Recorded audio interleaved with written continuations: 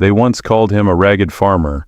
They laughed on international television saying, "What does a young soldier from Burkina Faso know about agriculture?"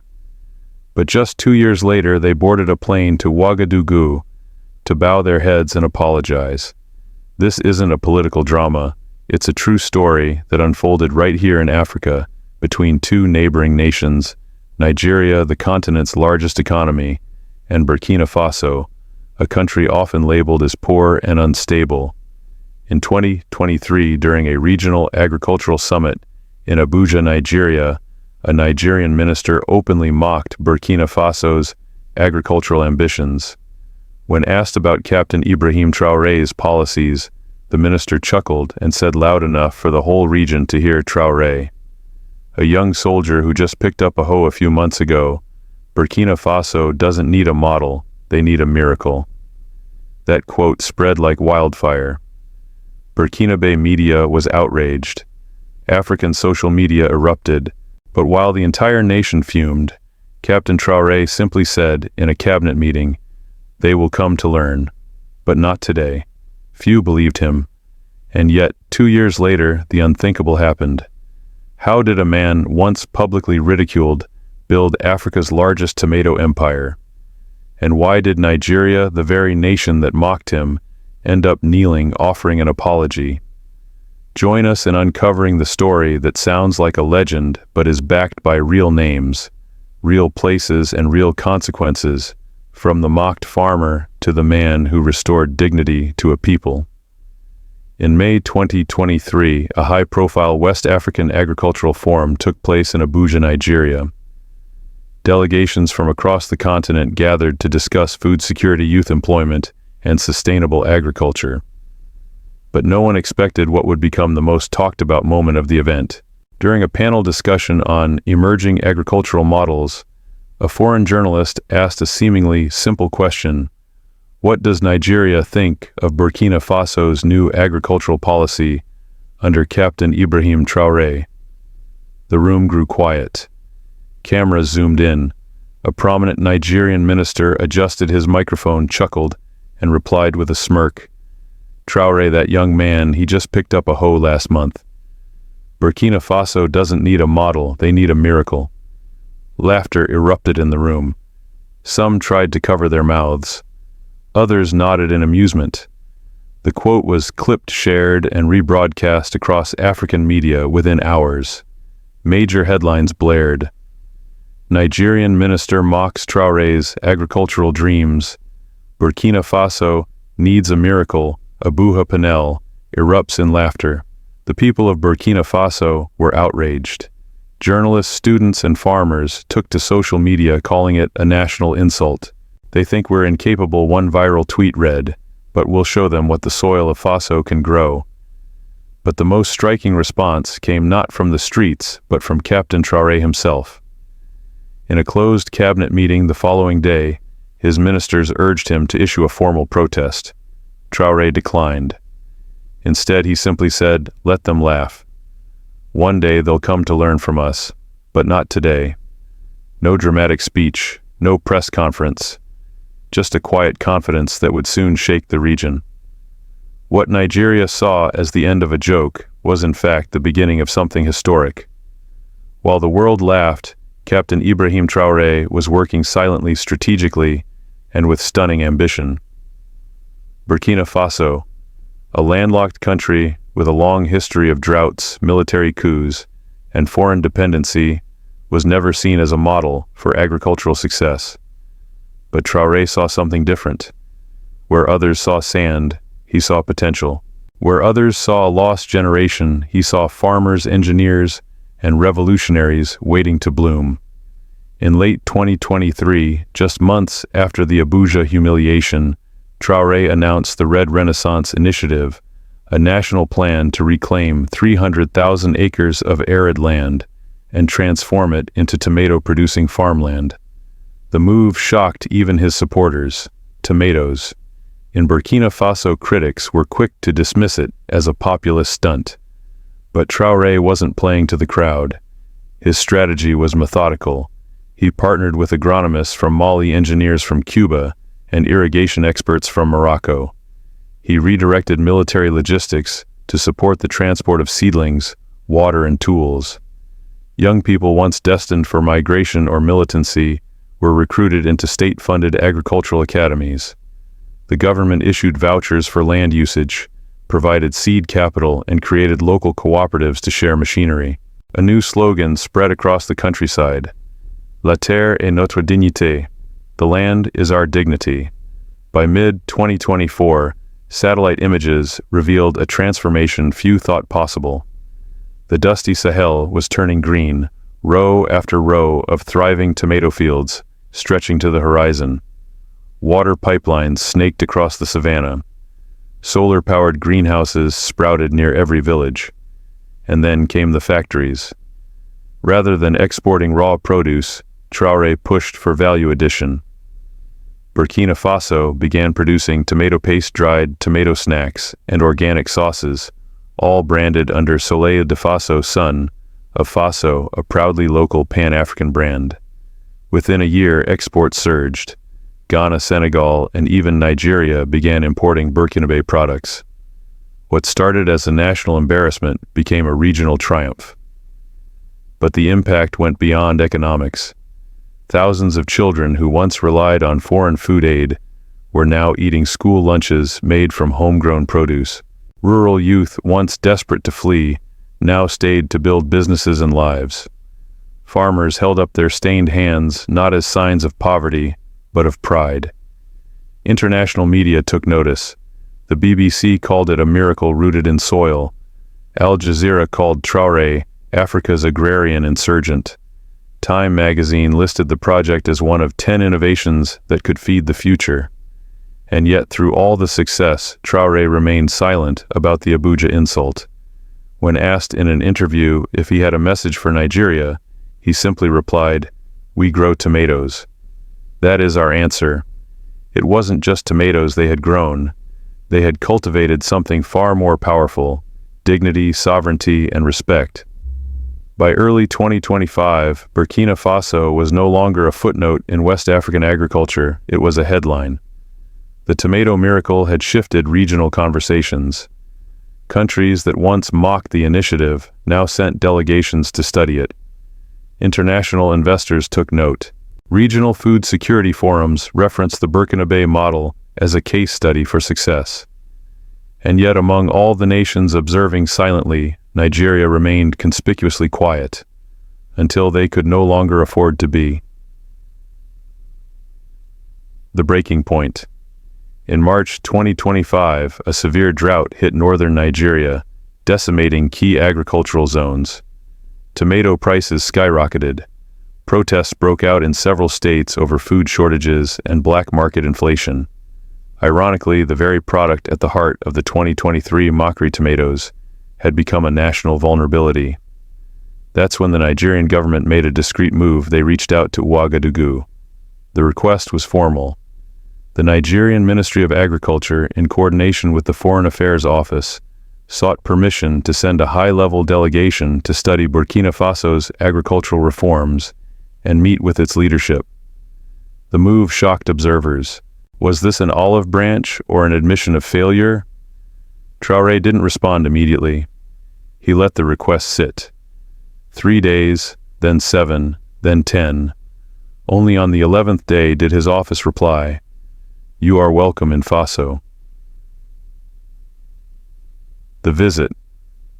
The Nigerian delegation arrived under tight protocol, no media coverage allowed. It included senior officials, agricultural technocrats, and one man whose name hadn't been mentioned publicly in nearly 2 years, the very minister who had mocked Traoré in Abuja. He came quietly, head bowed. The Burkinabe press remained respectful, but local murmurs spread quickly. "Is that him?" some whispered in the capital streets. The one who laughed. The meeting took place in the presidential compound, modest but dignified. No red carpet, no photographers, just a long wooden table and an audience with the man who had turned ridicule into revolution. Traoré entered the room without ceremony.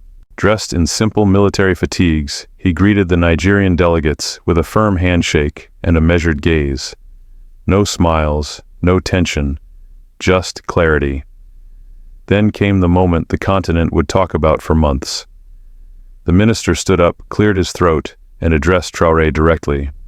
Voice trembling slightly, he said, "Captain, I come here not just as a representative of my government, but as a man who once let arrogance blind his judgment. I mocked your vision, I insulted your people, and I was wrong.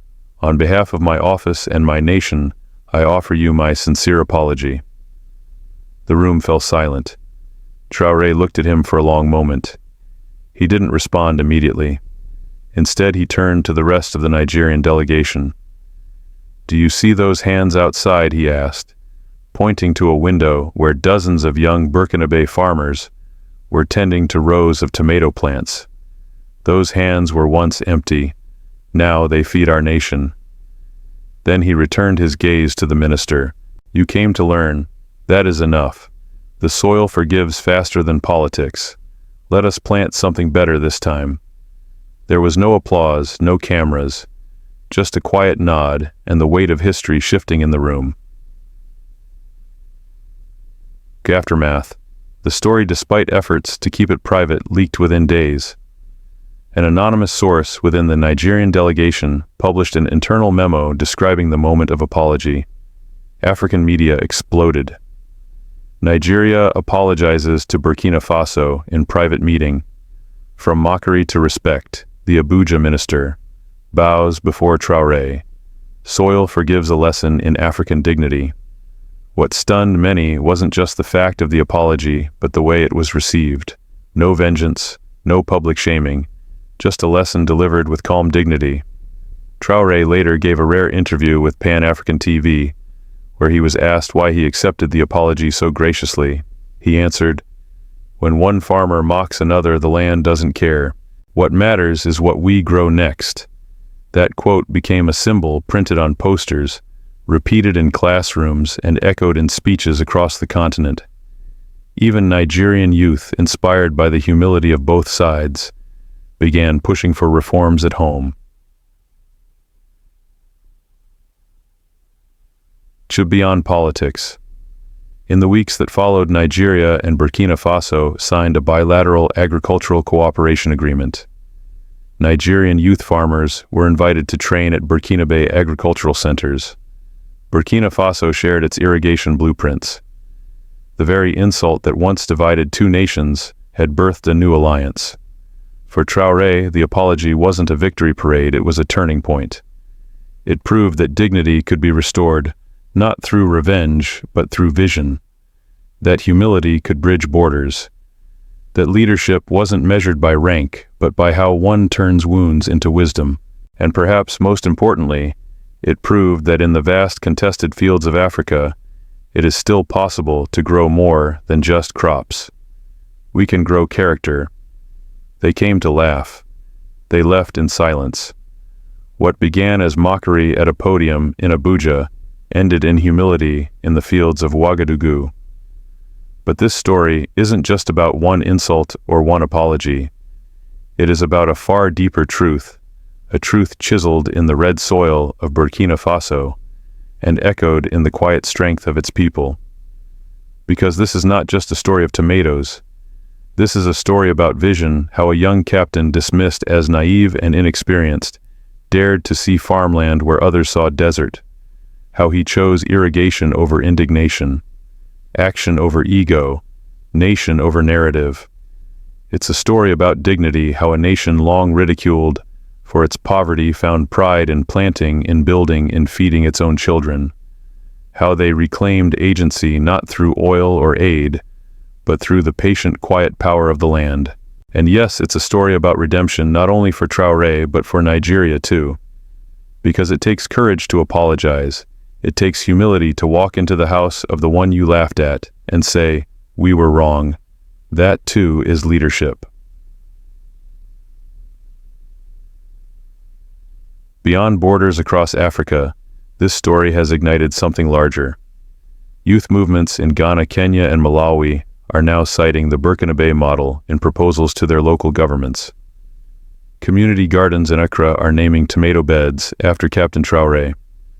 Agricultural universities are including this case in their curriculums, not for its economics, but for its ethics. Because this isn't just about food security. It's about mental sovereignty, about rejecting the belief that African nations must always follow, must always beg, must always wait for someone else to lead. Traoré didn't wait, and now others are no longer waiting either. A lesson in leadership. Captain Traoré never raised his voice. He never tweeted his victories. He didn't retaliate with speeches or sanctions. He let his fields do the talking. That's what true leadership looks like. Not in how loudly one commands attention, but in how quietly one commands respect. He taught us that leadership isn't a title, it's a harvest. You can't fake it, you can't steal it. You earn it seed by seed, season by season. What will you grow? Perhaps the most powerful part of this story is not what Traoré built, but what it asks of us. What deserts in your life have you dismissed as barren? What parts of your nation have others mocked and you believed them? What vision have you buried because someone in a suit laughed at it? Because here's the truth. No one believed Burkina Faso would rise through agriculture. No one believed Traoré could lead through planting. And no one believed the one who was mocked would become the teacher. But he did, and so can you. A final message. When asked recently by a young Burkina Faso student what he thinks is the secret to leadership, Traoré smiled and answered, "Know when to speak. Know when to listen. But always know when to plant." That's a message not just for presidents and ministers. It's for you, for your community, for anyone who's ever been underestimated, ridiculed, or told that they're too small to matter. Because in a world full of noise, sometimes the most powerful thing you can do is quietly build something no one believed possible until it is. If this story moved you, if it made you reflect, then don't let it stop here. Share it with someone who doubts their power. Discuss it in your classrooms, your homes, your WhatsApp groups. Support local agriculture wherever you are. Challenge your leaders to invest not in imports, but in soil, in seeds and people. And remember, the soil forgives faster than politics, but it also remembers who had the courage to plant first. They said we were dust, that nothing could grow from us, but despair and dependency. For decades, the world painted us as the continent of crisis, defined by what we lacked rather than what we could build. But they forgot one thing. We are not just survivors of hardship. We are architects of hope. And sometimes all it takes is one person to believe that a dry land can bloom again. For us, that person was Captain Ibrahim Traoré. I remember the laughter. I remember the way they said it like a punchline. He just picked up a hoe last month. That line stung, not just because it was arrogant, but because it echoed every colonial whisper that ever told us we were incapable. It wasn't just about tomatoes. It was about dignity, about the audacity of a small nation refusing to play its assigned role in a script written by others. When Traoré said, "They will come to learn," but not today, I felt it in my bones. It wasn't anger, it was prophecy. And in the silence that followed, we, the people of Africa, began to watch. Not because we thought he would succeed, but because we hoped he might. And he did. I am Burkina Faso. I have seen the transformation with my own eyes. I have walked those fields that once cracked under the sun, now glowing with red fruit and green hope. I have watched children carry home school lunches grown from our soil, not foreign sacks marked with flags we can't read. I have seen the pride in old farmers' faces, faces that once bowed under shame, now lifted toward the sun. But this is not just our story. This is Africa's story. A story we've been aching to write for generations, not with ink, but with calloused hands and stubborn hearts. Traoré showed us that we do not need to wait for permission to lead. We do not need to mimic broken models. We do not need to export raw sweat while importing shame. We can feed ourselves. We can employ our youth. We can define our future on our own terms. And yes, we can forgive. Because when the Nigerian delegation came, heads bowed and words trembling, what we saw was not weakness but courage. It takes strength to apologize. It takes vision to return to the one you once dismissed and asked to learn. In that room, something shifted, not just between two countries, but across a continent. I think often about what Traoré said, the soil forgives faster than politics. It's true. The land doesn't care who was right or wrong. It only cares who dares to plant. And when we plant together without arrogance, without ego, we all eat. This movement is not about one captain or one crop. It is about reclaiming a truth we've always known, that Africa is not poor. It has been pillaged. That our people are not lazy. They have been sidelined. That our nations are not failures. They have been denied the chance to grow their own roots deep, but now we are rising. The Burkina Faso model is more than an agricultural policy. It is a mirror.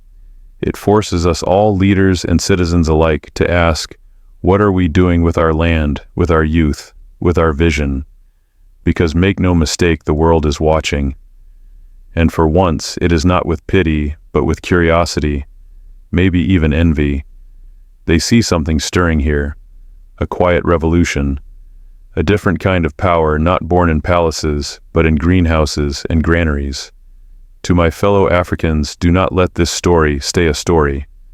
Let it become a seed. In Ghana, in Kenya, in Malawi, I see young people starting co-ops, digging gardens, drafting policies. I see WhatsApp groups debating not celebrity gossip, but irrigation systems. I see pride returning, not the shallow kind, but the type rooted in contribution. To those who laughed at us, thank you. You made us sharper, stronger, more determined. Your doubt was the mirror we needed to finally see ourselves clearly. And to those who now come with open hands, seeking partnership, welcome. Let us build together, not from humiliation, but from mutual respect. And to Captain Ibrahim Traoré, thank you for believing when it was easier to be silent. Thank you for planting when others demanded speeches. Thank you for proving that in a world addicted to noise, quiet work still matters. You didn't just grow tomatoes, you grew belief. You reminded us that leadership is not about how many follow you, but how many you empower to lead. That dignity is not something you beg, for it's something you cultivate. And that true sovereignty is not in flags or anthems, but in the ability to feed your people with your own hands. We have a long way to go. There are still deserts to reclaim youth, to employ policies to fix. But now we know it can be done. The soil has spoken, and it speaks in rows of red fruit and rivers of resilience. So to every African who's ever been mocked, underestimated, or overlooked, stand tall. You come from a continent that grows miracles, and to those in power, listen. Invest in the land, invest in the young, invest in stories like this, not because they're symbolic, but because they are strategic, because they work. Let the legacy of the mocked farmer who changed a nation be more than a tale we tell our children. Let it be the blueprint we follow, because this is how Africa rises. We watch the clip go viral again and again, the Nigerian minister's smirk, the mocking laughter, the dismissive words. Burkina Faso doesn't need a model, they need a miracle. It was meant to be a punchline. But we, the viewers, didn't laugh. We paused, we rewound, we watched again, because somewhere between the insult and the silence that followed, something shifted. We realized this wasn't just a joke at Burkina Faso's expense, it was a mirror. And in that mirror, we saw all the ways we've let ourselves believe we were small. From our phones, our classrooms, our cafes, our street corners, we followed the story. Not as passive spectators, but as witnesses to something rare, a transformation not powered by foreign aid or celebrity endorsements, but by sheer belief and brutal, beautiful work. As African viewers, we were used to seeing stories that humiliate us, patronize us, or package us for Western sympathy. But this was different. This was a story that didn't ask for pity. It demanded respect. It asked us questions we didn't expect from a tale about tomatoes. What if the places we mock the most hold the wisdom we need? What if the leaders we underestimate are the ones who will teach us how to lead? What if dignity isn't declared in parliaments, but planted row by row in the soil? We watched as Burkina Faso turned ridicule into renaissance. We saw young people swap despair for determination. We saw farmers reclaim their future. We saw a nation feed its children with pride instead of dependency. And we began to ask, what are we doing in our own countries? In Nigeria, the apology hit home. It wasn't just a diplomatic gesture, it was a wake-up call. For too long, we've waited for change to come from the top, from policies written in air-conditioned offices, far from the fields. But Captain Traoré reminded us, real change grows from the ground up. In Ghana, WhatsApp groups lit up. Can we try something like this? Students messaged each other. Agricultural clubs sprang up in universities. People began Googling Burkina Faso tomato model. Not because they were obsessed with tomatoes, but because they saw proof that transformation was possible. In South Africa, youth movements quoted Traoré's words on posters, "The soil forgives faster than politics." And we felt it. We felt that forgiveness in our bones, because we've all been let down. We've all been misled. But now perhaps we could choose to plant something better. We learned that leadership doesn't always roar. Sometimes it whispers through the rustling of leaves.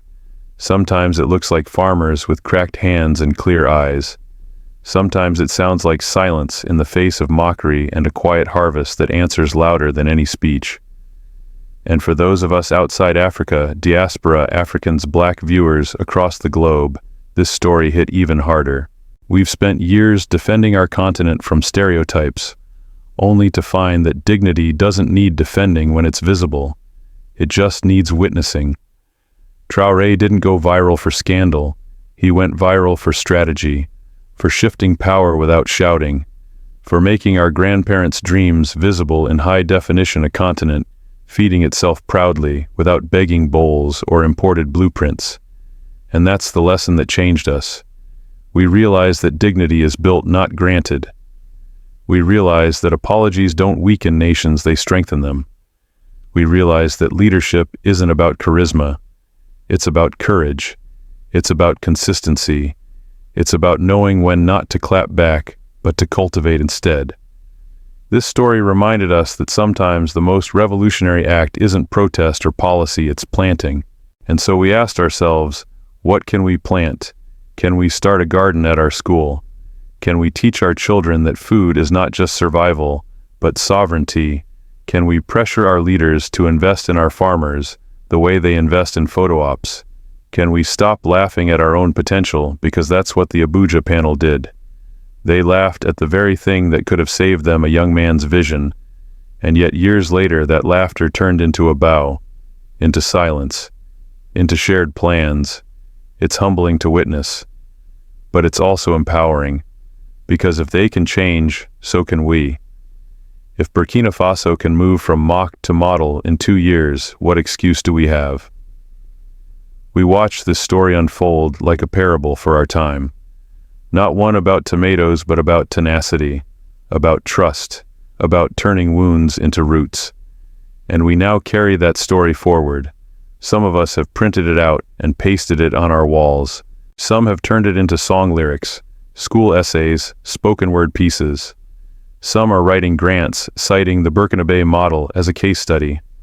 Others have simply shared the video with a sibling and said, "Look at this, just look." Because in a world overwhelmed by chaos and cynicism, this story gave us something rare: proof. Proof that Africa can lead itself.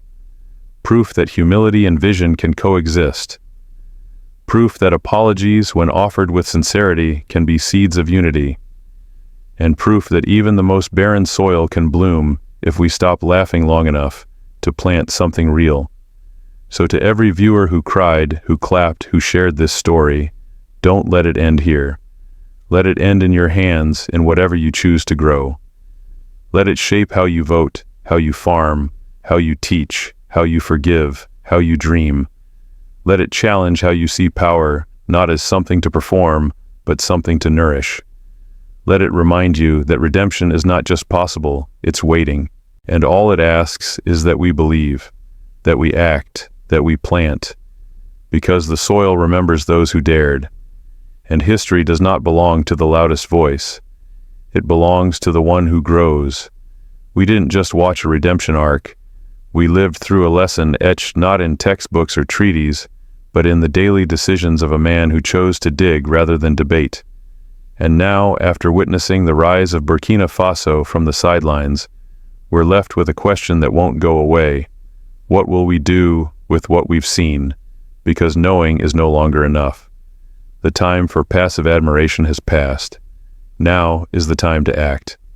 In classrooms across the continent, students replayed Traoré's interviews. Teachers rewrote their lesson plans to include African success stories, not just tales of struggle, but of strategy. A young girl in Abidjan raised her hand and asked, "Can we start a garden behind our school?" A boy in Kigali replied, "Yes, and we'll name it Red Renaissance." That's how change begins, not in grand speeches, but in small, determined gestures. We saw rural youth in Zambia pooling their savings to buy seeds. We saw young Nigerian entrepreneurs crowdfunding to replicate solar-powered greenhouses. We saw Kenyan NGOs reaching out to Burkina Faso engineers for guidance. And in every effort, in every attempt, there was the same silent belief: if it can happen there, it can happen here. It was more than tomatoes. It was a metaphor, a mirror, a map. Captain Traoré taught us that development is not a mystery, it's a mindset. That the tools we need are often already in our hands. What's missing is the courage to begin. And so we began. We began asking better questions. Not just, what do we lack, but what can we unlock? We began challenging the idea that aid is our only lifeline. That growth must be borrowed. That vision must come from abroad. Instead, we looked inward toward our land, our youth, our innovation, and we discovered that maybe the future isn't waiting in Geneva or Washington. It's waiting right beneath our feet. We also began holding our leaders accountable. The viral moment of mockery became a benchmark.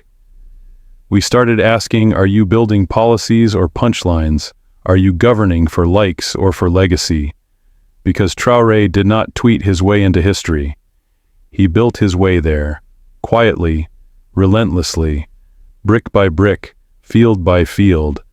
And when the moment of truth came, when the very man who ridiculed him stood in his presence and apologized, he didn't gloat. He didn't grandstand. He gave grace. And that taught us something else. That forgiveness is not weakness, it's wisdom. Many of us, especially in the diaspora, had grown cynical. We'd seen too much corruption, too much incompetence, too many broken promises. But this story reminded us that leadership doesn't have to be a spectacle of failure.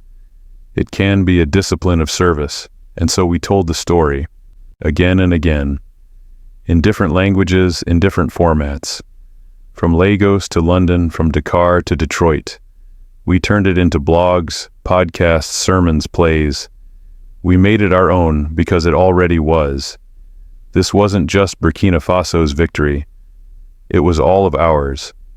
Because every time a young African is mocked for dreaming too big, this story says, try anyway. Every time a village is told it can't survive without handouts, this story says, plant anyway. Every time a nation is dismissed as a footnote, this story says, write your own headline. We have begun to rethink what power looks like, not just in political halls, but in green spaces, in hands that harvest, in voices that build without bragging. Traoré's story gave us a new blueprint for progress: less ego, more ecosystem. Less talk, more tilling. Less spectacle, more soil. And still it challenges us, because now we know better. We can no longer hide behind the excuse of impossibility. We can no longer blame geography or history without also confronting inertia. The land is there, the youth are ready, the need is urgent, what remains is will. So what will we choose? Will we choose short-term gain over generational impact? Will we choose empty rhetoric over rooted results? Will we continue to mock what we don't understand? Or will we finally lean in and learn? We've seen what's possible. We've seen a nation rise, not with aid, but with agency. We've seen a new model emerge, not based on extraction, but regeneration. And now we are no longer just viewers, we are vessels, carriers of a vision that demands replication. In Cape Town, young farmers are drafting their own Red Renaissance inspired by Faso's model. In Addis Ababa, a group of university students are lobbying their ministry to adopt Pan-African agricultural collaborations. In diaspora communities from Paris to Atlanta, we're starting to send more than just remittances. We're sending ideas, investment, belief. Because Traoré didn't just change Burkina Faso. He changed the conversation. He made dignity visible. He made humility powerful. He made leadership quiet and effective. And in doing so, he reminded us that real revolutions are rarely loud. They are patient. They are planted. They grow in silence, then suddenly they bloom. So here's what we, the viewers, have learned.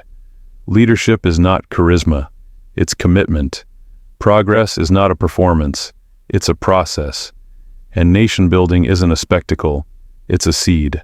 The next chapter isn't his to write. It's ours.